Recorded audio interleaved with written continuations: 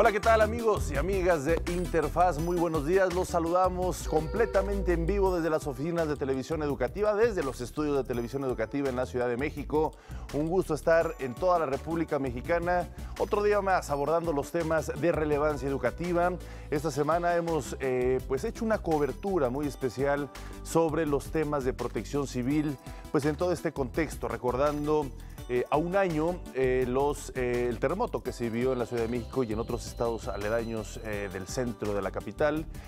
Por supuesto, uno de los objetivos es generar una cultura lo más democráticamente abierta, lo más dirigido a toda la ciudadanía sobre lo que hay que hacer, los protocolos antes, durante y después de un suceso tan complejo, tan duro como los terremotos, sucesos que inevitablemente se van a presentar, pero también que inevitablemente no se sabe cuándo llegarán. Así que hay que estar preparados y con una comunicación directa con todos los protagonistas que generan estos protocolos previos y por supuesto con todos ustedes. Hoy cerramos este trabajo especial que se hizo desde la Agencia Informativa de Educación de México. Acompáñenos, esto es Interfaz.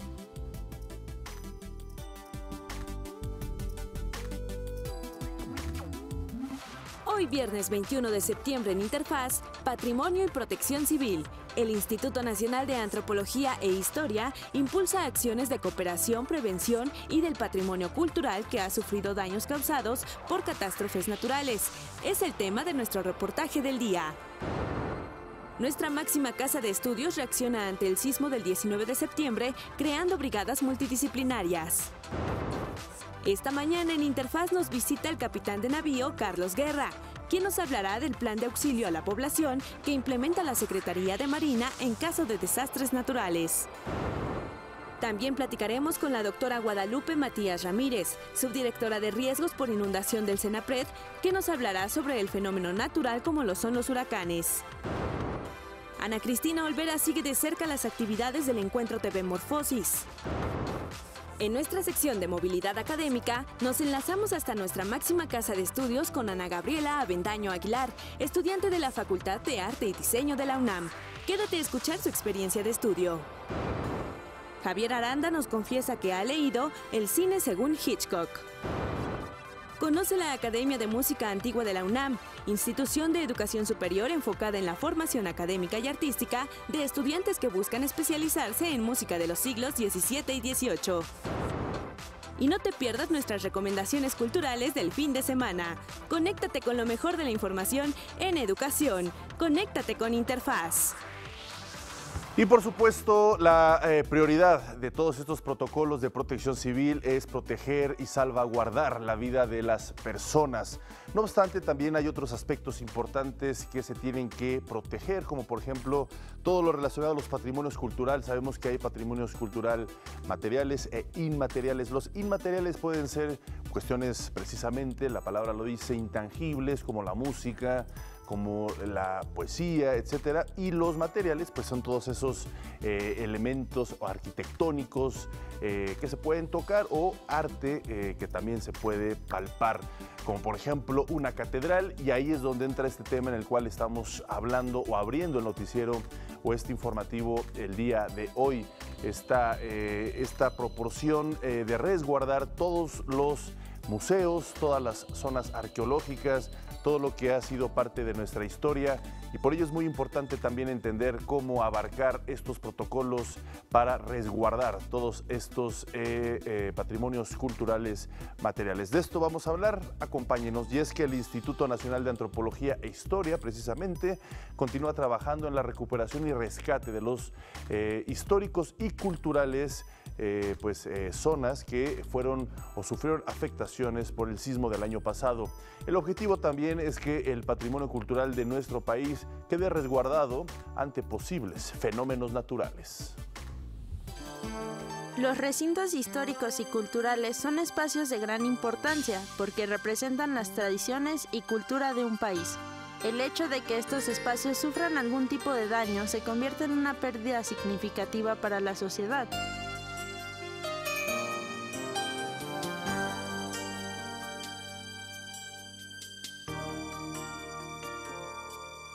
Los sismos de septiembre del año pasado afectaron cientos de recintos históricos y culturales en Chiapas, Oaxaca, la Ciudad de México, Morelos, Estado de México y Puebla. Zonas arqueológicas, iglesias, museos, casas de cultura, bibliotecas y más de 1,800 espacios culturales se vieron afectados y con ello la identidad de México. Y sin embargo, aquí seguimos, porque yo quisiera que pensáramos que la cultura, si bien se plasma en estos monumentos, se plasma en objetos, en bienes que la humanidad ha creado, la cultura sobre todo está en el alma de los pueblos. Y eso es lo que permite que se recuperen esos bienes, esos objetos y esas creaciones. Un año después continúa el proceso de recuperación y rescate, pero también una cultura de conciencia de prevención. Esto que estamos haciendo no es nada más recuperar templos o monumentos históricos o zonas arqueológicas, es hacer praxis, es decir, acción pensada. Y esa acción pensada pues nos da lecciones para poder mejorar nuestra práctica. Los tenemos que dejar mejor. Los tenemos que dejar resistentes para que los próximos sismos resistan más. Septiembre de 2017 se volvió un parteaguas en las medidas de protección civil, porque no se puede evitar un desastre natural, pero sí se puede estar preparado para reaccionar con mayor oportunidad. Actualmente, las instituciones culturales buscan estrategias para entender los posibles desastres, creando nuevos programas de información para el cuidado de los recintos, su incorporación a los fondos de apoyo inmediato del FONDEM y la creación de la Oficina de Sismos. Además, hay un mayor acercamiento al Consejo Internacional de Monumentos y Sitios, especializado en el cuidado de espacios históricos, y un trabajo colectivo entre el Instituto Nacional de Antropología e Historia, el Instituto Nacional de Bellas Artes y la Secretaría de Cultura Federal y Local. Ambos sismos generaron la afectación más grande que haya sufrido el patrimonio cultural de México en los últimos 100 años. 2,300 y más monumentos arqueológicos, históricos y artísticos afectados por los sismos, que representan una enorme tarea, y digo en presente porque todavía hay mucho que hacer para el INAH y para el INBA. Nunca habíamos tenido frente a nosotros un reto de esa magnitud. A la fecha, se han restaurado y entregado 450 inmuebles. Actualmente se atiende a más de 740 y se prevé la apertura de nuevos frentes de obra en al menos 1,240 edificaciones. En este proceso, se han visto involucrados más de 1,200 especialistas de diversas disciplinas para realizar censos en más de 600 municipios. El plan de acción y reconstrucción podría tomar varios años. Es decir, seguimos de pie, seguimos vigentes y seguimos construyendo un México que sabemos tendrá que vivir transformaciones complejas en los próximos años, que espero, con la inteligencia y creatividad de los mexicanos y con la solidaridad que demostramos en 1985 y en 2017, podremos acometer de manera exitosa.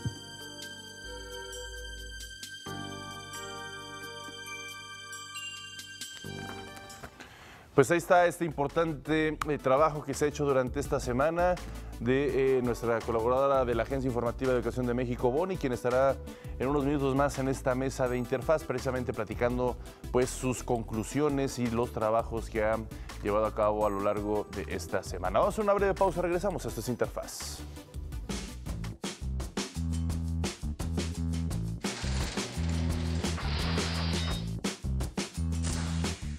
Hoy se conmemora el Día Internacional de la Paz.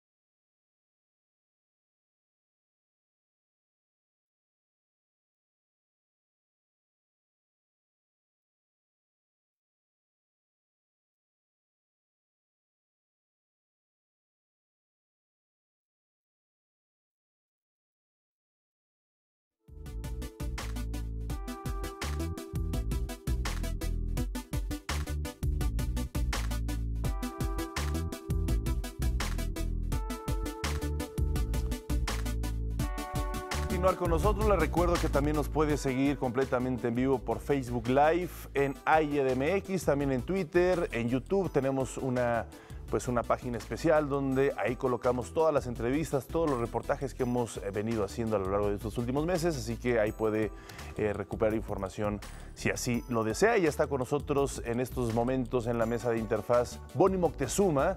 Ella ha venido preparando todos estos trabajos especiales que le hemos venido presentando a lo largo de esta semana sobre protección civil. Bonnie, muy buenos días. Es un placer que estés con nosotros. Gracias, igualmente. Pues trabajos profundos, trabajos complejos, porque sobre la marcha hemos venido a la sociedad mexicana tratando de reivindicar o mejorar este trabajo de protección civil ante posibles desastres. ¿Cuáles fueron tus conclusiones después de haber estado tan involucrada en todos estos hechos que se vienen haciendo en México? Bueno, después de platicar con los especialistas del Instituto Politécnico, de la UNAM, también platicamos con la brigada de Topos Tlatelolco, sí. Todos llegaron a la conclusión de lo que importa es la educación en materia de protección civil. Necesitamos saber qué hacer antes, durante y después de un desastre natural. Tenemos que saber dónde estamos parados. Por ejemplo, aquí en la Ciudad de México, si queremos vivir aquí en la Ciudad de México, tenemos que saber qué desastres son los que nos pueden afectar. En este caso, pues los que más pasan son los sismos. Entonces tenemos que acercarnos a las autoridades y saber qué hacer, ¿no?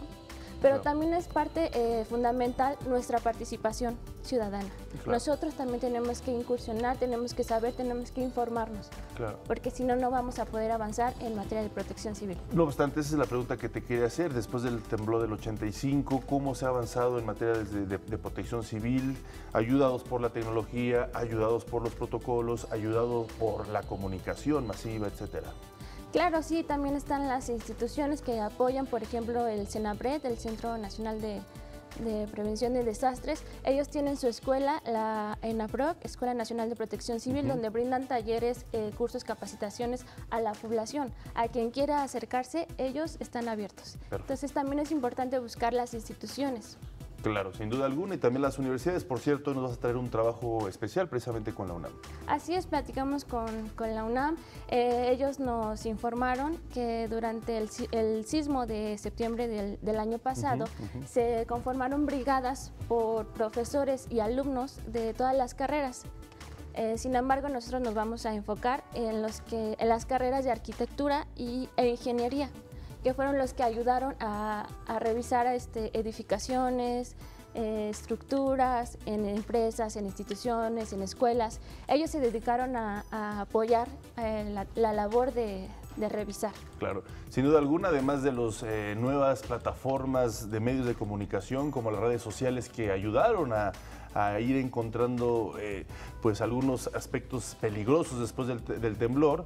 También esto que acabas de decir, los brigadistas y el apoyo de la sociedad civil organizada, también los especialistas estudiantes que tuvieron algún involucramiento a la hora de tomar decisiones tan difíciles como, por ejemplo, remover los escombros o ayudar a verificar que algunos de los edificios que quedaron de pie, pero con algún tipo de problemas, evaluarlos. En fin, vamos a ver si te parece, Bonnie Moctezuma, trabajo que nos preparaste.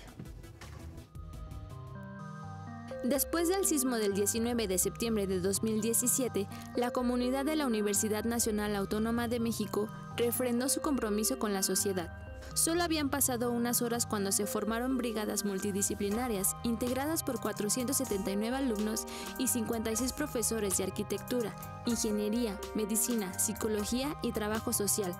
Los alumnos de arquitectura se enfocaron en la revisión estructural de casi 700 edificaciones de los municipios de Nezahualcóyotl, Texcoco, Acolman y Tecámac en el Estado de México y Chinameca y Tepoztlán en Morelos. La emergencia evidenció la necesidad de contar con programas permanentes de capacitación y educación en materia de prevención y reacción ante este tipo de fenómenos naturales. Esta experiencia llevó a las autoridades universitarias a replantear algunos de los contenidos curriculares a través de cursos, seminarios y conversatorios científicos, jurídicos, sociológicos, médicos y psicológicos. En lo inmediato, posterior al evento sísmico, hicimos 2 cursos de capacitación para los estudiantes, precisamente los que nos iban a estar apoyando las revisiones. Han adoptado un poco más en sus materias este fenómeno que no se nos había presentado hace algún tiempo. Nos dimos cuenta de que es sumamente importante y lo hemos visto, la necesidad de integrar más a la parte de tecnología al diseño arquitectónico. Entonces, esto nos ha dado un motivo para precisamente integrar a las clases de tecnología, todas las clases, todas las asignaturas de tecnología hacia el proyecto arquitectónico. En nuestro caso, pues digamos que se mantiene este programa permanente de capacitación. Tenemos diplomados sobre diseño urbano que estén contemplando justamente el diseño del espacio público a partir de esas cuestiones. Tenemos diplomados de protección civil, talleres de capacitación ciudadana para la actuación frente al proceso de reconstrucción. Por último, la Facultad de Ingeniería puso en marcha un proyecto de prevención, un protocolo post-sismo que ayudaría a revisar y evaluar la salud estructural de los edificios. Pues ya lo decías, Bonnie, una preparación integral antes, durante y después de algún desastre natural. Sí, así es. Lo que me llamó la atención en esta conferencia de los académicos es que ellos se dieron cuenta que un gran problema es la autoconstrucción, o sea, las personas que están en un terreno y ellos deciden construir sin acercarse a los especialistas, a arquitectos, a ingenieros. Claro. Entonces, eso también es un gran problema, el saber, pues, el acercarse a personas especialistas en estos temas. Claro, no, y hay muchas construcciones, sobre todo en los cinturones de las grandes ciudades, de las urbes, que utilizan este sistema. Las personas llegan muchas veces históricamente como paracaidistas, a veces se le conocían, o empiezan a comprar terrenos y van construyendo pues sin las condiciones necesarias técnicas, ¿no?, de construcción y o arquitectura. Pues bueno, Bonnie, te agradezco mucho todo este trabajo muy importante, de mucha utilidad, por supuesto. Pero bueno, pues seguimos en comunicación con otros trabajos. Muchísimas gracias, Bonnie, por estar con nosotros esta mañana. Gracias. Gracias. Vamos a hacer una breve pausa, regresamos con más temas. Esto es Interfaz.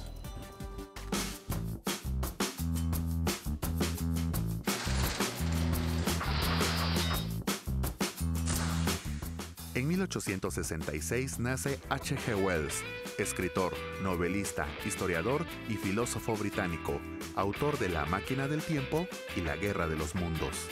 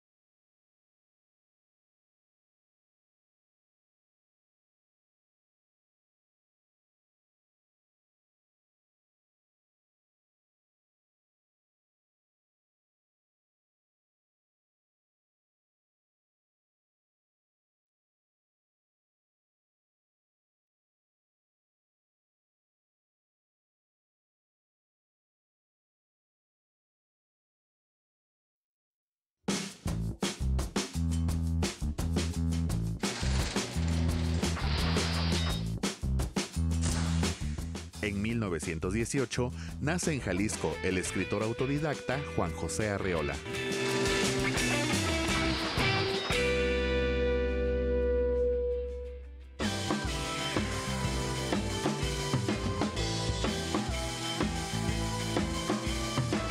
Gracias por continuar con nosotros y les decíamos la importancia de ante este tipo de desastres que se presentan lamentablemente y de forma repetida en nuestro país, pero así es la naturaleza, en cuestión de inundaciones, en cuestión de terremotos y todas las consecuencias que esto genera, pues siempre debemos estar alertas al respecto y la cooperación de las distintas instituciones que conforman el Estado mexicano es fundamental.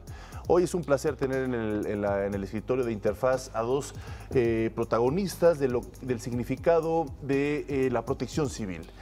En primer lugar voy a presentar a la doctora Guadalupe Matías Ramírez, ella es subdirectora de riesgos por inundación del Senapred, por cierto, inundaciones que hoy estamos viendo de forma muy pues regular y en estos momentos, por ejemplo, en Sinaloa, ya estaremos platicando sobre este tipo de situaciones. Y por otro lado tengo al capitán de navío Cuerpo General Carlos Guerra Ortega, jefe de la Subdirección de Protección Civil y Contingencia del Estado Mayor General de la Armada de México, precisamente para hablar también del Plan Marina. Como pueden ustedes ver, son dos áreas importantes dentro del Estado mexicano que por fortuna los tenemos y platicaremos al respecto para abordar sobre estos temas. Doctora Guadalupe, bienvenida, gracias por estar con nosotros. Gracias, buenos días por la invitación y es un gusto poder hablar el día de hoy de ciclones y de inundaciones. Capitán de navío, muy buenos días, gracias por estar con nosotros. Omar, muchas gracias por la invitación y también es un gusto poder compartir con la población lo que es el Plan Marina, el apoyo a la población. Muy importante. Iniciamos con usted, si me lo permite, doctora, subdirectora de riesgos por inundación del Senapred. Sí. Platíquenos al respecto cuáles son sus objetivos y sobre todo sus acciones sobre este tema. Primero que nada, durante la temporada de lluvias y ciclones tropicales, la cual inicia el 15 de mayo y concluye el 30 de noviembre, es donde tenemos mayor actividad. Esta es la temporada de ciclones tropicales que año con año tenemos en nuestro territorio nacional. Y justo durante los meses de agosto y septiembre es cuando nosotros tenemos más trabajo porque es donde tenemos el mayor número de eventos de inundaciones. Con los últimos años hemos visto que agosto es el pico de eventos. ¿Y qué estamos haciendo para este caso? Bueno, pues hacemos material preventivo, informamos a las autoridades con algunas tareas que pueden ser muy básicas, pero que nos llevan a salvar vidas, como puede ser evitar el cruce de arroyos y ríos crecidos, los cuales son el problema que nos ha generado más pérdidas humanas en el territorio nacional. Cabe mencionar que el fenómeno de las inundaciones no nada más en México es el más importante en cuestiones económicas, sino también a nivel mundial. Entonces, por eso hacemos el gran esfuerzo de trabajar con la población y con las autoridades locales y estatales de protección civil, indicando cuáles son las áreas susceptibles de inundación. Elaboramos mapas de peligro y de riesgo por inundación. A nivel estatal tenemos algunos mapas realizados a nivel ciudad, otros más, pero hicimos una evaluación de cada uno de los 2.457 municipios del territorio nacional, donde se calificaron desde nivel muy bajo a muy alto de inundación. ¿Y qué quiere decir con eso? Pues esos puntos rojos, las autoridades estatales y locales tienen que poner mayor atención, identificar cuáles son las zonas bajas, dónde están los ríos y sobre todo ver que no todo el año los ríos pueden llevar agua. Entonces, en el noroeste del país, que es ahorita donde tenemos un evento o una emergencia, donde también aquí nuestros compañeros de Marina están en este momento en actuación, pues bueno, no teníamos unos niveles de los ríos tan importantes como lo que ahorita estamos viendo. Claro. No, ni el nivel de las presas lo teníamos con un almacenamiento importante. Esa zona del país ahorita tenía la necesidad de que las precipitaciones de los sistemas tropicales, como son la depresión tropical que acaba de pasar, la 19, pues se acercara a las costas de nuestro territorio nacional, porque esa humedad no nada más se convierte en daños, sino también en beneficios. Recordar que la zona del noroeste, principalmente Sinaloa, es donde tenemos el mayor número de distritos de riego. ¿Qué quiere decir con eso? Necesitamos que las presas tengan un buen volumen de agua para que el siguiente ciclo agrícola pueda estar seguro. Yo sé que ahorita todo el mundo ve daños, pero no, hay que también ver el beneficio que nos está dejando en esos almacenamientos que los teníamos por debajo del 50%. Entonces ahorita es un gran beneficio para toda esa región y creo que podemos decir que vamos a ver más beneficios que daños. Entiendo que los ríos están crecidos, entiendo que ahorita ya llevamos oficialmente, la mañana dijeron que hay 4 pérdidas humanas, pero esas pérdidas humanas las pudimos evitar porque fueron pues imprudencia de las personas y nosotros en Protección Civil estamos trabajando en que esas pérdidas humanas, esos números rojos cada vez sean menores, porque con acciones como identificar aquellas zonas donde los ríos tienen un comportamiento pues súbito, pues identificar esos lugares y que también que la población local no intente atravesar los ríos ni caminando ni con vehículo, porque no sabemos la velocidad que puede llevar el flujo del agua, ¿no? No, pues aspectos fundamentales y precisamente complementamos en esta primera intervención de ambos. Capitán de Navío Cuerpo General Carlos Guerra Ortega, explíquenos los ejes centrales del Plan Marina. Muchas gracias. El Plan Marina tiene como misión auxiliar a la población en casos y zonas de emergencia o desastre. Y un punto importante de esta misión, que indica en coordinación con los 3 órdenes de gobierno y personal civil. Estamos todos integrados para poder dar una mejor atención. Esta relación se maneja de una manera muy amena, como mencionaba Guadalupe. Tenemos una relación muy grande, tanto en la parte de prevención como en la parte de auxilio. El Plan Marina tiene 4 ejes principales, que es la preparación, la prevención, el auxilio y la recuperación. En la fase de preparación, el plan que se aplica en 17 estados costeros, en los 34 mandos navales, ellos en esta parte que le llamamos época de paz, se encargan de hacer las coordinaciones con todos los integrantes del Sistema Nacional de Protección Civil.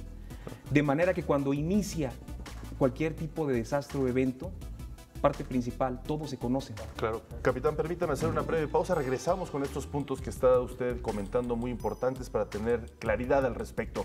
Vamos a hacer una breve pausa. Regresamos. Esto es Interfaz.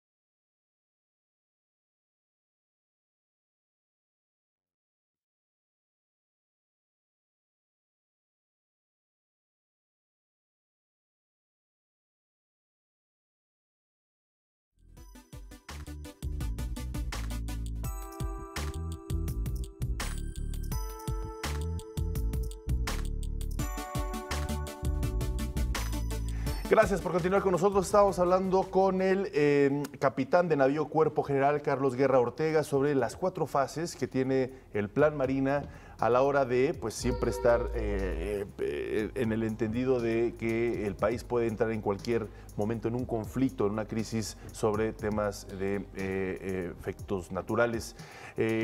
Capitán, nos estaba comentando la primera fase. Sí, tenemos la fase de preparación. Esta fase está activa todo el año, donde una de las ventajas de una fuerza militar como son la Secretaría de Defensa Nacional o Marina es que tenemos mandos navales posicionados en diferentes puntos de la República. Estos mandos de inicio forman parte de los consejos locales, estatales, obviamente a nivel central del Nacional de Protección Civil, donde siempre están en coordinación. Es en la fase de preparación cuando ellos tienen reuniones, identifican albergues, zonas de riesgo, el equipo personal y material con el que puedan disponer todos y hacen esta coordinación que es muy importante, donde se conocen, que es lo principal, y están listos pueden actuar. En cualquier momento, de ser necesario, si llega y están listos en cualquier momento. De ahí pasamos a la fase de prevención. ¿Qué hacemos en Marina? En el momento que vamos dando seguimiento a cualquier evento meteorológico, internamente alertamos a los mandos que pudieran ser afectados. De manera que ya en la parte de prevención, ellos tienen nuevamente el acercamiento con las autoridades, tanto municipales, estatales, civiles, para ver qué vamos a hacer, cómo nos vamos a coordinar, para que el presidente municipal haga las reuniones de coordinación o el gobernador del estado, que es como les toca en los diferentes consejos que tienen. Aquí se ponen de acuerdo y ven qué apoyo pueden dar. Algo muy importante, distribuir los esfuerzos para no tener una duplicidad de acciones y dispendio de recursos. Totalmente. De manera que todo se pueda aprovechar. Claro. Cuando el mando naval sale ya con un despliegue a atender a la población, es en el momento que pasamos a la fase de auxilio. ¿Qué es y la es 3? Cuando ya tenemos identificadas las áreas. En la prevención hacemos evacuaciones preventivas. A veces población no quiere dejar sus casas. Se toma registro y en la fase de auxilio vamos a buscar a ver si tuvieron alguna afectación. Se hacen evaluaciones de daños, se da la atención y comenzamos con el auxilio con la principal objetivo de salvar vidas y evitar el sufrimiento humano. La última fase es la de recuperación, donde el esfuerzo de Marina se enfoca a apoyar a las dependencias del gobierno federal que van a tomar atribuciones directas y acciones directas en la reconstrucción. De esta manera, coordinados entre todos, logramos ayudar a la población y evitar el sufrimiento en caso de cualquier tipo de evento. Sin duda alguna muy importante, acaba de decir, la coordinación entre todas las instituciones del Estado mexicano es clave. Existe, de hecho, el Sistema Nacional de Protección Civil, comandado o coordinado por el presidente de la República, y es donde entran en funcionamiento todas las instancias, desde el CENAPRED, por supuesto las Fuerzas Armadas, etcétera. Sí, uno de los ejemplos en los que se lleva a cabo este Sistema Nacional de Protección Civil es cuando tenemos la presencia del impacto directo de algún ciclón tropical. Para eso existe el Sistema de Alerta Temprana de Ciclones Tropicales, en el cual, una vez que se activa, pues participan todas las dependencias de los 3 niveles de gobierno. Entonces estamos dando información continua dependiendo de la cercanía del fenómeno, cada 3, cada 6, cada 12 horas, con toda la información de las diferentes dependencias. Así es como divulgamos a la información, se emiten reportes o boletines donde nos indica en qué etapa nos encontramos en el momento. Hay un semáforo que va de azul a rojo, entonces el azul nos está indicando que tenemos que tener un seguimiento, un monitoreo de un sistema tropical que se acaba de formar. Sin embargo, el rojo ya nos está indicando que tenemos que estar en resguardo total, tanto autoridades como población civil. Entonces, este boletín se hace difusión por todos los medios de comunicación masiva. Ahora que tenemos las redes sociales, también es otro de los medios para poder difundir en qué color del semáforo nos encontramos y poder tomar las diferentes acciones, ya que hay acciones para las autoridades y para la población en general. Entonces, este es el mejor ejemplo de coordinación porque, como muy bien lo dijo el capitán Guerra, todas las autoridades tenemos un papel particular para poder generar un sistema nacional de protección civil acorde al fenómeno que estemos atendiendo en su momento. ¿Cómo ha sido su experiencia, capitán, desde la Secretaría de Marina en esta coordinación? Algo que hay que recalcar es que el Consejo Nacional se integra en 2013, cuando el señor presidente de la República hace el llamado a los gobernadores, a los secretarios de Estado, del Gabinete Legal y Ampliado, de manera que todos formen parte de este Consejo Nacional de Protección Civil y tomen una correlación para poder actuar y coordinarse. Del Consejo se forma el Comité Nacional de Emergencias, que se formó por primera vez en 2013 cuando tuvimos las afectaciones por las inundaciones y lluvias de Manuel e Ingrid. Fue la primera vez que sesiona este comité en las instalaciones del Senapred y comenzamos a tomar las actuaciones de coordinación para dar una atención a nivel nacional. Estamos hablando que en ese momento hubo 22 estados de la República afectados por lluvias y el comité dio la atención con esta coordinación, donde Fuerzas Armadas, proporcionando todo su equipamiento y personal y las dependencias con su parte correspondiente, salimos adelante de esta emergencia. Como objetivo principal, salvaguardar vidas humanas. Salvar vidas humanas. Este éxito, ¿dónde se refleja? Tuvimos Odil. Si recuerdan, durante Odil quedó aislada la península de Baja California. La parte sur quedó como una isla. Iniciamos a hacer un puente marítimo con los buques de la Secretaría de Marina y un puente aéreo con unidades de defensa y marina. Y una parte muy importante, la participación de la población civil, para que empleando aeronaves civiles y aeronaves militares, evacuamos cerca de 30,000 personas de la baja que vienen Los Cabos, y con los puentes marítimos logramos llevar los suministros, logramos llevar algo muy importante, equipamiento y personal de Comisión Federal. Si recuerdas, en 21 días se reactivó la energía eléctrica en la totalidad en la península.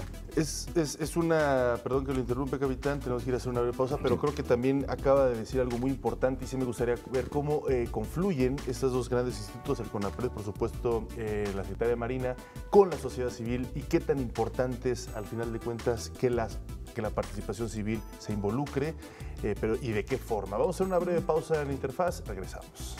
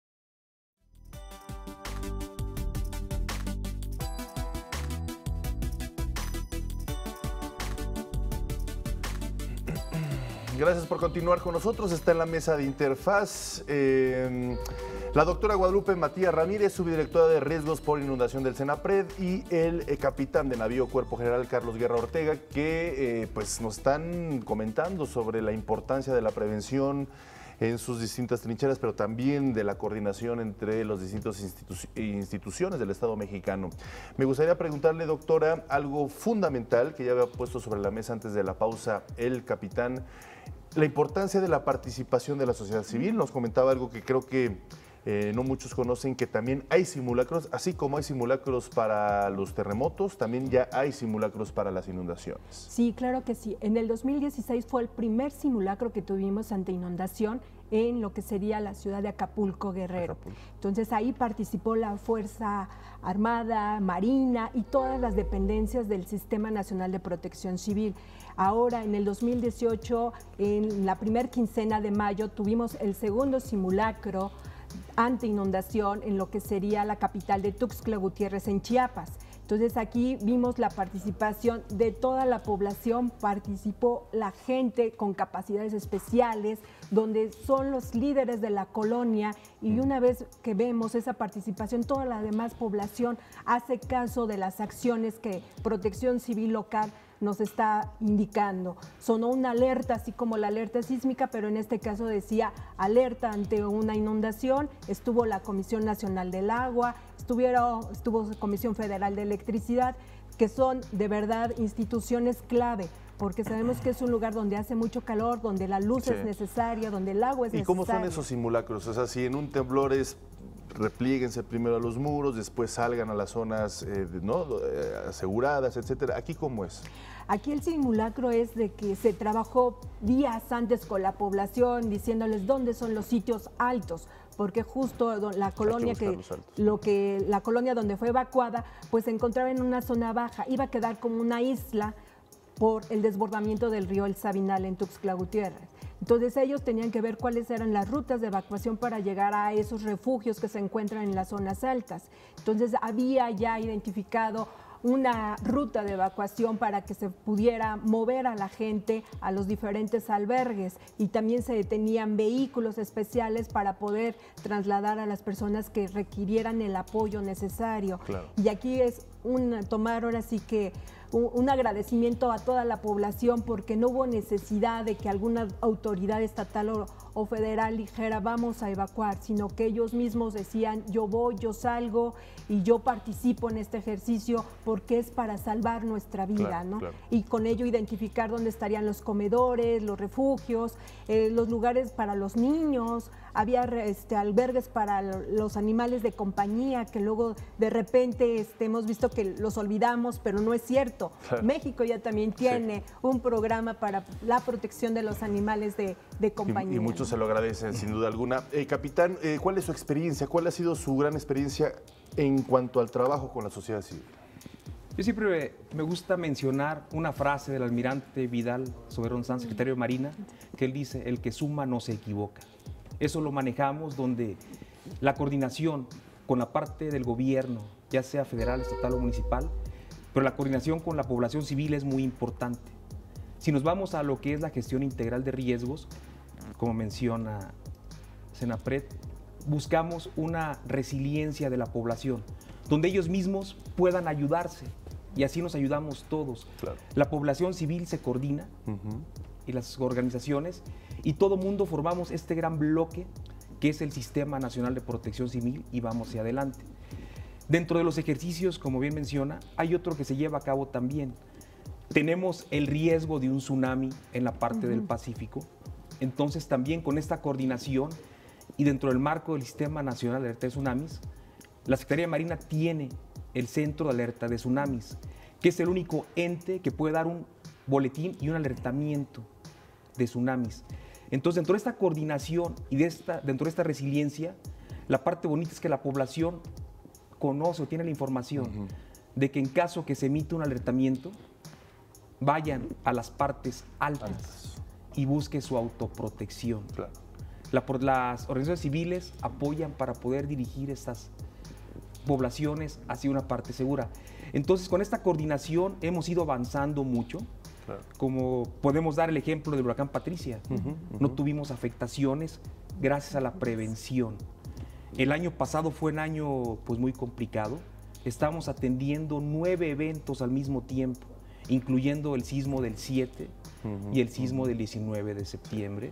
Y aparte teníamos 7 eventos hidrometeorológicos de gran magnitud en todo el país. Esta coordinación nos ha permitido, como bien mencionabas, Omar, utilizando el poderío de las Fuerzas Armadas.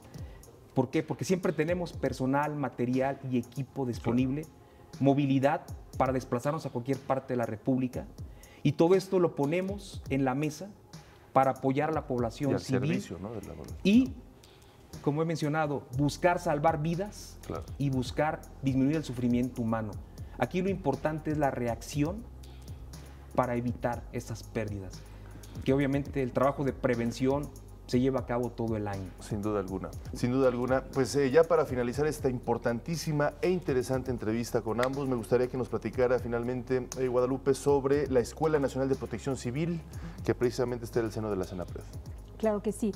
Hace rato nos comentaban cómo llegamos a la población. Tenemos una Escuela Nacional de Protección Civil, la que cada año imparte cursos para las diferentes autoridades locales, estatales, federales, de todos los niveles, hasta público en general. Correcto. Entonces, todos estos programas que tenemos de capacitación, pues están, muchas de ellas ya está en línea.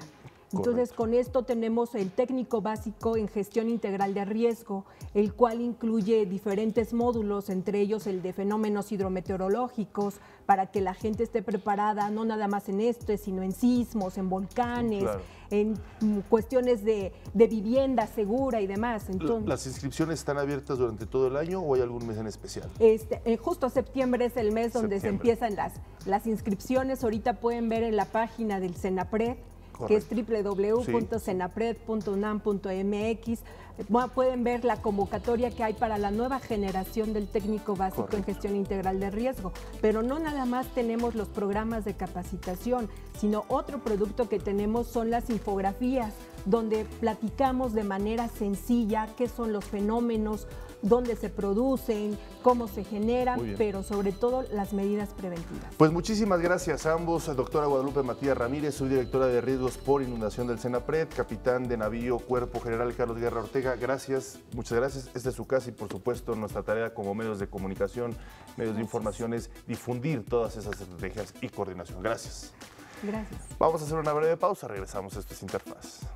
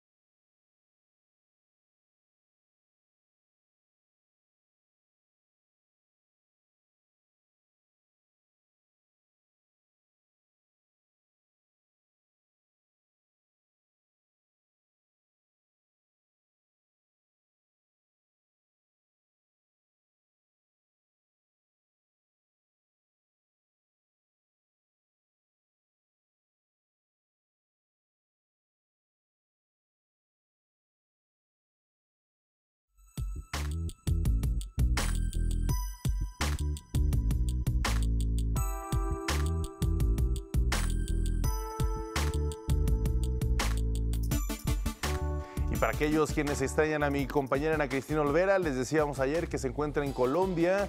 Ella se encuentra participando muy de cerca, por supuesto, incluso en una colaboración y una ponencia en TV Morfosis, entender la televisión actual. Y nos enlazamos hasta allá, Ana Cris. Es un placer saludarte. Muy buenos días.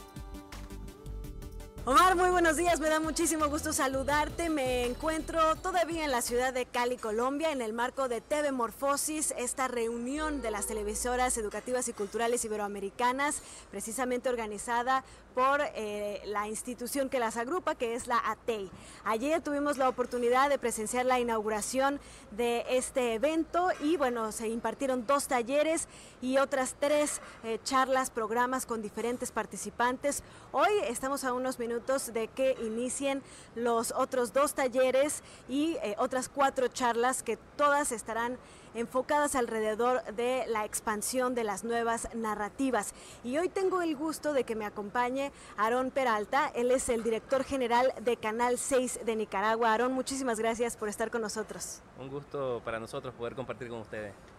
Cuéntanos, desde la perspectiva del Canal 6 de Nicaragua, ¿cuál es la relevancia que tienen estas reuniones como TV Morfosis?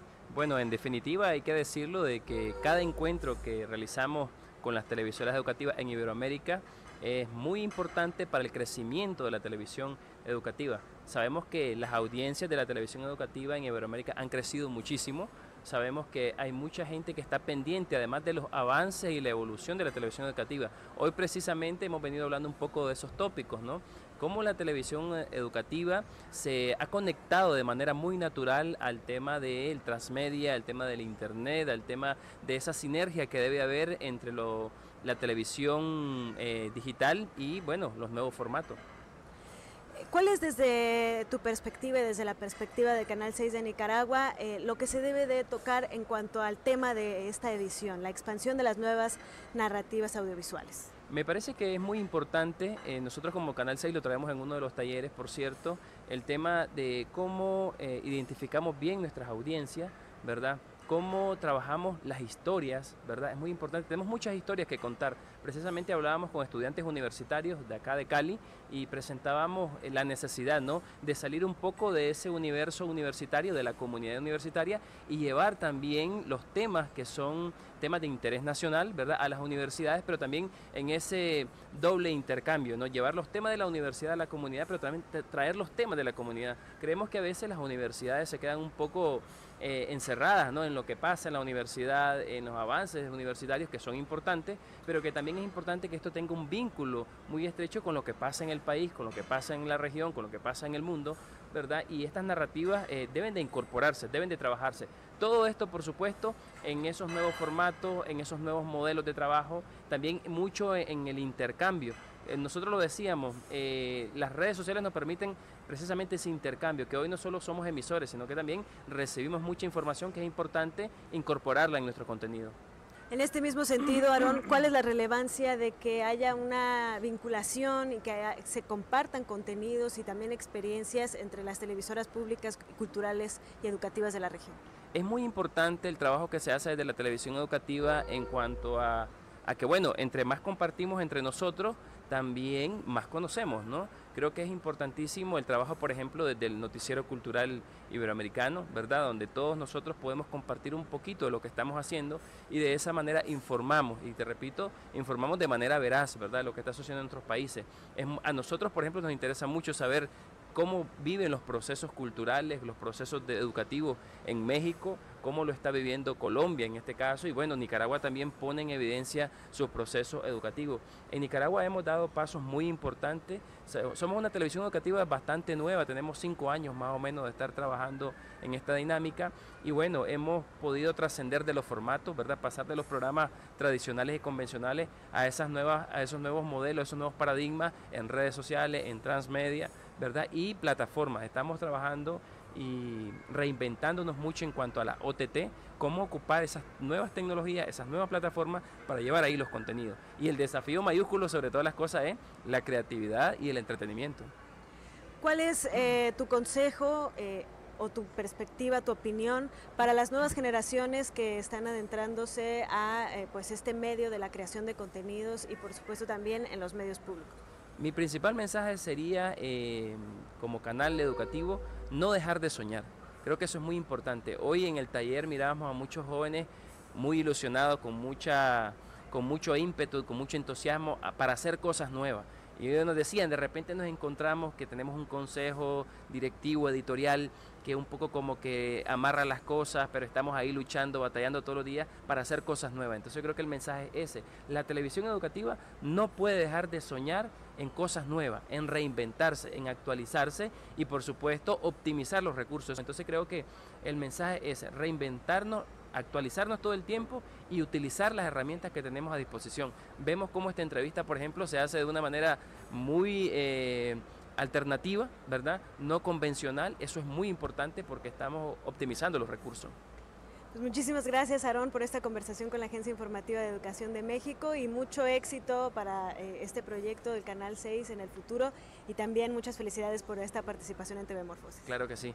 Poner a la disposición todos los contenidos de Canal 6, poner a la disposición también los recursos de Canal 6 en cualquier momento que quieran hacer algún trabajo especial sobre el ámbito de turismo, cultura, promoción del deporte, educación, salud, lo que les interese. Están abiertas las puertas también en Nicaragua para que puedan llegar a hacerlo y felicitarlos, porque creo que son pioneros en este trabajo de la televisión educativa, pero además pioneros en lo que te decía, en soñar y hacer las cosas real. Muchas gracias, seguramente que estaremos colaborando mucho. Claro. Omar, pues así otra de las experiencias de los importantes participantes en esta edición de TV Morfosis Colombia. Regresamos contigo al estudio. Muchísimas gracias, Ana Cristina. Un fuerte abrazo a ti, a toda la comunidad de televisoras públicas iberoamericanas. Pásenla muy bien. El lunes ya estará pues de regreso Ana Cristina Olvera aquí en Interfaz, en los estudios de televisión educativa. Vamos a hacer una breve pausa. Regresamos con más temas. Esto es Interfaz.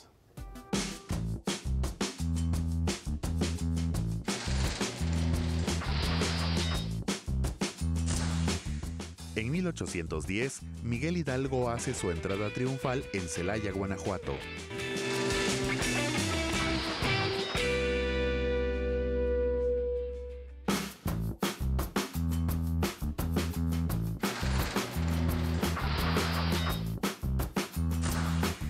En 1551, por cédula real de Carlos I, rey de España, el virrey Luis de Velasco funda la Real y Pontificia Universidad de México, antecedente de la Universidad Nacional Autónoma de México.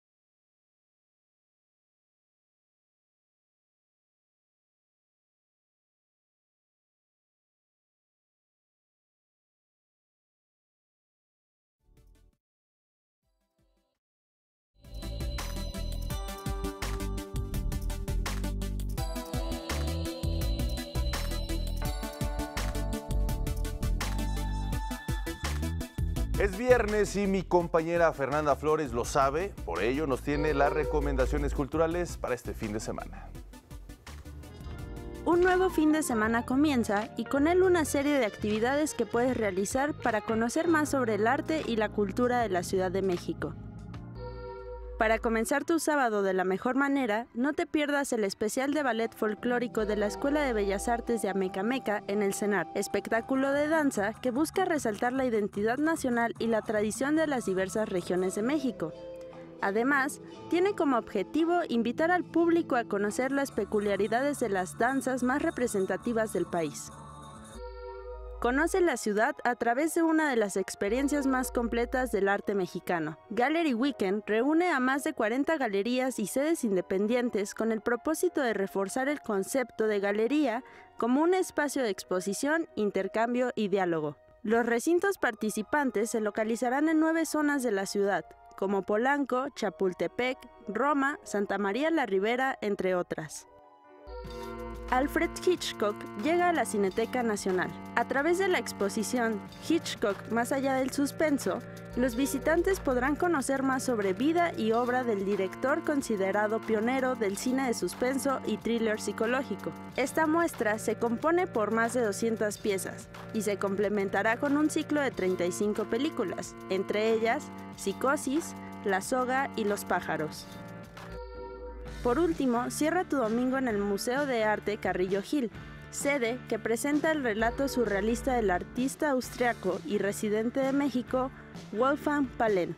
Exposición que resalta la búsqueda de este artista experimental hacia la reconciliación entre arte y ciencia, que integra objetos artísticos para dar cuenta de sus estudios antropológicos sobre las culturas amerindias. No olvides que si realizas alguna de estas actividades puedes compartirnos tus fotos a través de nuestras redes sociales. Y precisamente sobre Hitchcock vamos a hablar en unos minutos con Javier Aranda, quien ya se encuentra en el estudio. Hoy en nuestra sección Movilidad Académica nos enlazamos hasta la UNAM, nuestra máxima casa de estudios. Vamos a platicar con Ana Gabriela Avendaño Aguilar. Ella es estudiante de la Facultad de Arte y Diseño de la UNAM, pero proviene de la Escuela Nacional de Estudios Superiores de Morelia y hace precisamente una estancia de movilidad aquí en la Ciudad de México. Muy buenos días, gracias por estar con nosotros en Interfaz. Un placer saludarte. Hola, buenos días. Oye, pues muy interesante lo que estás haciendo en la UNAM, de Morelia a la Ciudad de México. De entrada, platícanos cómo se logró este intercambio académico. Pues primero surge con la inquietud de buscar complementar la carrera. Busco programas que me dieran la opción y encuentro en el COE que puedo solicitar movilidad a cualquier escuela, ya sea nacional, y me doy cuenta que puedo solicitar un plantel de la misma universidad, del cual me integran algunas asignaturas, que es el CIDI. Y hago mi trámite, reúno mis papeles, llevé mis papeles a la organización. Claro. Y pues ya. Y ya estás en la Ciudad de México, pues bienvenida. Platícanos cómo se te ha enriquecido tu perspectiva académica, pues en la parte tan humanista como la que estás, que es pues arte y diseño. ¿Cómo se te ha fortalecido la parte académica el hecho de que estés estudiando en la UNAM? Pues abre el panorama a diversas perspectivas. Tenemos la posibilidad de ver otros horizontes y pues no sé, se complementa de muchas maneras. Claro, sin duda alguna. ¿Así te imaginabas la máxima casa de estudios? ¿Así te imaginabas la vida académica, tus nuevos compañeros, la forma cultural y artística que se vive en la UNAM? ¿No? ¿Por qué? No me lo imaginaba. Rompió todas mis expectativas. Me siento muy contenta porque pues nuestro ambiente, las formas de pensamiento son no diferentes, pero hay muchísima más diversidad de pensamiento que enriquece siempre a cada día. Claro, pues sin duda alguno, platícanos finalmente cuándo regresas a Morelia, o igual ya no quieres regresar. Sí, que regresar. Bueno, la estancia dura 6 meses. Tengo que regresar para principios de el 2019, en febrero. Y ya. Pues muchísimas gracias, te agradecemos que nos hayas compartido esta experiencia, Ana Gabriela Avendaño Aguilar, y por supuesto que también vale mucho la pena estas movilidades internas en nuestro país. Se crece, se madura y se aprende más. Gracias, un fuerte abrazo. Buenos días. Sí, gracias, buen día, gracias. Hasta luego. Y la Dirección General de Educación Superior para Profesionales de la Educación nos invita a conocer la historia de Alondra Bonilla Juárez, alumna de la Escuela Normal de Educación Preescolar de Tlaxcala, quien participó en el segundo Congreso Nacional sobre Educación Normal. ¿Cuál es el motivo por el cual está aquí en CONICEN? Pues el motivo más que nada es para aprender, para enriquecernos de información, actualizarnos, porque toda la cuestión de la educación en cada momento, en todo el tiempo se va actualizando. Entonces, pues más que nada es enriquecernos de información, compartir saberes, algo que nosotros no sabíamos y aquí venimos a aprender. Es grandioso ver a muchas personas preparadas, muchas personas hablando tan seguro y dándonos una información que es muy enriquecedora para nosotros. Como ponentes, pues también venimos a presentar nuestro trabajo, a dar nuestros resultados y compartirlo más que nada con las demás personas que vienen a ver nuestro trabajo. ¿Nos puede platicar un poco acerca de lo que nos presenta? Bueno, vamos a presentar un material videograbado. Es un video que nosotros hicimos como proyecto de la materia de formación ciudadana del 8º semestre de nuestra licenciatura. Venimos a presentar los avances, los resultados que obtuvimos, cómo fue todo el proceso de la realización del video, materiales, tiempos, algunas situaciones que se nos hicieron difíciles, situaciones que pues se nos hicieron fáciles, comprender y aprender mucho sobre el trabajo en equipo, que es fundamental en nosotros, nosotros como educadores, e igual con todo el mundo compartirlo. Ver cuestiones de los campos formativos, en cómo nos ayuda con los niños. Principalmente venimos aquí a mostrarles nuestro trabajo, nuestra conclusión de nuestro trabajo.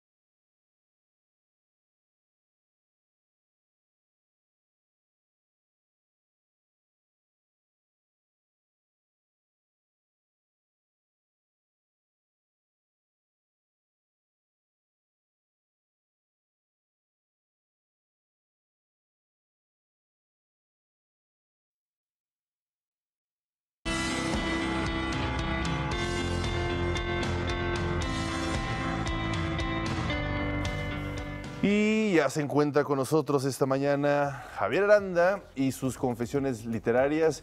Y vamos a hablar, yo creo que de uno de los directores de cine y todo este mundo que lo rodea, que es Alfred Hitchcock, un verdadero hombre de culto, ¿no? Y que hace poco estuve en Brasil y tuve la oportunidad también de ver en uno de los museos, pues una gran exposición que hicieron por allá, en el Museo de la Luz y del Sonido, ahí en Sao Paulo.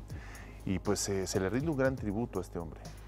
Se le rinde un gran tributo y sus orígenes no fueron tan reconocidos, digamos, por productores, por su entorno. Es un director que se fue haciendo a sí mismo, a pesar de muchas dificultades, y que tenía siempre, ahora sí, que la idea de estar perfeccionando. Él sabía que luego abusaban de él, pero él no olvidaba que era un parte del camino que él quería seguir perfeccionando, porque si uno ve sus películas de las primeras a las últimas, efectivamente uno puede percibirlo sin ser cineasta, sin ser un crítico, que hay muchas cosas que se van empacando de una manera mejor. Sí. Y llega, por ejemplo, a momentos muy importantes para el cine en donde la mirada del director, la mirada de la cámara, es la mirada de nosotros. Eso en el cine tradicional no se hacía. Siempre era como otra mirada que nos estaba contando algo. Y con Hitchcock, el espectador directamente es parte, es una especie de voyeur que se asoma para ver qué está pasando, todo curioso, y él cada vez lo perfecciona más, y por eso nos metemos tanto a sus historias, y por eso también nos causa tanto terror, pánico, y el no entender las cosas, como a veces cuando estamos en la vida normal no entendemos por qué suceden las cosas de una manera. Y es la manera de meternos a sus películas, ¿no? Sí, esa incógnita de saber que vas a ver algo que no te va a gustar, pero no obstante lo tienes que ver, ¿no? Genera esa atracción fenomenal en sus películas. Sí, y por ejemplo, hay otro elemento, uno es esa mirada en donde hace partícipe al espectador. Otro elemento de su cine es lo que él llamaba el MacGuffin, que es meter un elemento de tensión en una historia, y eso hace que el espectador en algún momento piense que es, digamos, el centro del problema o del asunto, y en realidad es algo que pasó muy importante, pero el asunto camina por otra parte. Entonces, el único fin de esos MacGuffins es mantener el suspenso. Exacto. Y su desenlace, pues los desechas, porque así pasa, ¿no? Hay muchas cosas que uno está tratando de entender en momentos límites o de conflicto, y nos vamos con la finta de algo y de repente vemos que el río caminaba por otra parte. Lo mismo hace él, y es un recurso que utiliza con una maestría francamente increíble, porque sabiendo qué es lo que hace Hitchcock, volvemos a caer, nos volvemos a meter a ese remolino, a esa vorágine de suspenso de un tema, y el tema se está desarrollando por otra parte y llegamos a él, pero claro, enganchados, corriendo. Sí, con técnicas que revolucionaron sin duda alguna el séptimo arte, ¿no? Desde elementos que, claro, siempre confeccionados bajo el suspenso. Por ejemplo, de repente poner puntos en una escena donde lleva uno de los protagonistas un vaso envenenado, y pone una luz en ese vaso envenenado sin decirlo, ¿no? Ahí genera un punto de atracción, ¿no? O tomas que son de una constante, ¿no? De una misma toma, o elementos pues, como esta lluvia de pájaros o el manejo del tiempo, ¿no? En fin, son fenomenal, ¿no? Lo que sí. Los productores se sacaban mucho de onda porque estaban acostumbrados a las historias como normales, largas y lógicas, y trabajar con él era exponerse a estar viendo muchas escenas que eran como confeti, no sabían ni para dónde iba la cosa, a pesar de que tenían el guión, y eso les desesperaba y les causaba mucho problema a Hitchcock como director, pero él tenía clarísimo que con esos elementos visuales podía contar una gran historia, y lo demostró. Claro, o elementos como por ejemplo, que le generaron muchas críticas, el asesinato en un momento dado de un niño, ¿no? Y que impactó en la sociedad, y dijeron, bueno, pues él dentro de su naturaleza, ¿no? Y su concepción de ver las historias, pues las plasmó, se arriesgó y finalmente triunfó. Nos traes un libro muy interesante. Este libro se llama El cine según Hitchcock. De otro gran cineasta. Es de otro, bueno, es una entrevista larga de 50 horas que le hace François Truffaut. Truffaut tiene 30 años y está deslumbrado por Alfred Hitchcock.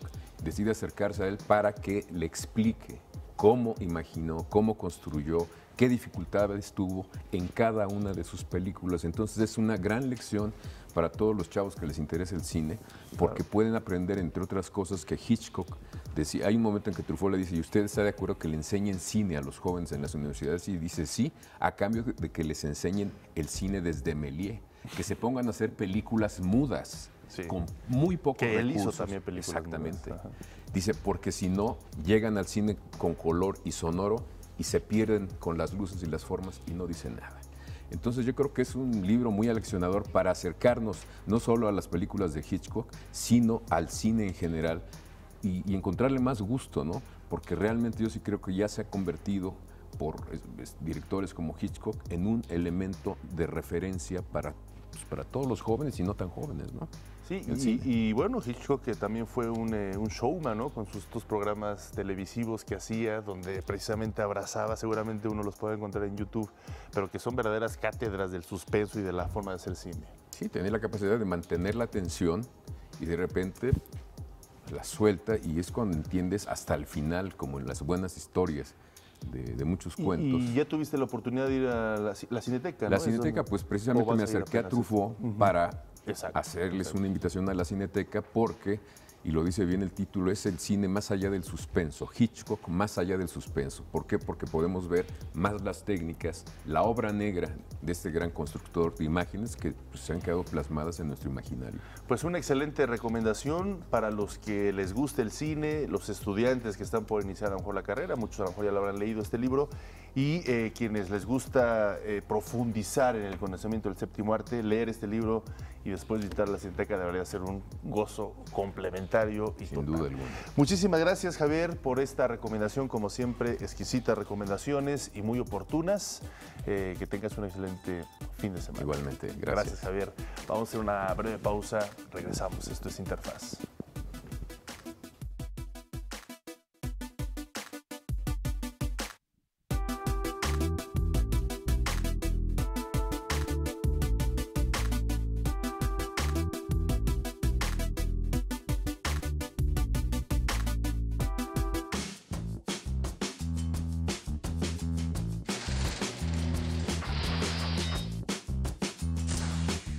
En 1810, Miguel Hidalgo hace su entrada triunfal en Celaya, Guanajuato.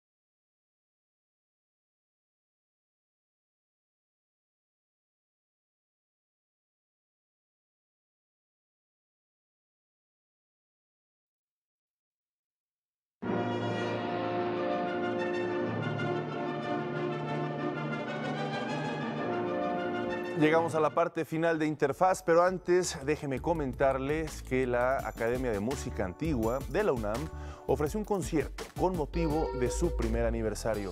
Una institución de educación superior enfocada en la formación académica y artística de estudiantes que buscan especializarse en música de los siglos XVII y XVIII.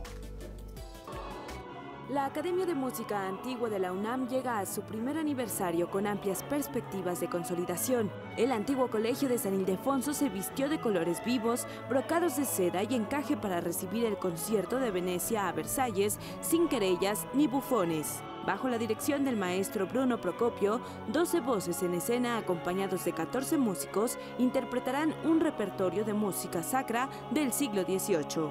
En esta oportunidad haremos un concierto excepcional con músicas del siglo XVIII, porque es una formación hecha con instrumentos de la época, por eso se llama orquesta con instrumentos de época, del repertorio barroco francés y italiano, que mezclará compositores como Monteverdi y Vivaldi. La Academia de Música Antigua de la UNAM es la primera institución de educación superior que tiene como objetivo impulsar la formación académica y artística de estudiantes que buscan especializarse en música de los siglos XVII y XVIII.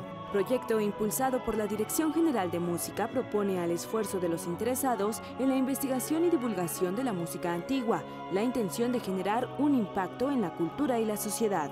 La idea de iniciar un proyecto único en México, porque es la única institución que tiene una Academia de Música Antigua con estas características, es el único proyecto institucional en México con estas características, y además llegar al primer año y con un crecimiento de casi el doble de integrantes, y además tener como esta exponencialización, dado que hemos tenido la oportunidad de ya también salir a diferentes lugares del país. La Academia de Música Antigua de la UNAM tiene un gran nivel. Es una entidad que forma alumnos de nivel internacional.